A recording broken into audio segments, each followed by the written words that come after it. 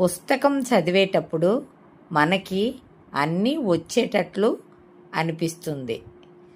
అదే ఎగ్జామ్ రాసేటప్పుడు ఎంత వచ్చో అప్పుడు మనకి అర్థమవుతుంది.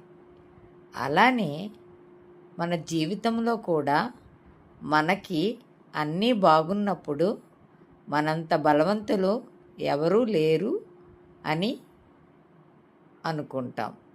అదే మనకి ఏదైనా కష్టం వచ్చేటప్పుడు మనము అప్పుడు తెలుస్తుంది మనకి మన బలమేంటో. మన కష్టంలో ఉన్నప్పుడు మనకి ఎంత బలం ఉందో, మనము ఎంత బలమైన వాళ్ళమో అని మనకి అప్పుడు అర్థమవుతుంది. ఏమంటారు మై డియర్ ఫ్రెండ్స్? ఒకసారి మనల్ని మనం ప్రశ్న వేసుకుందామా?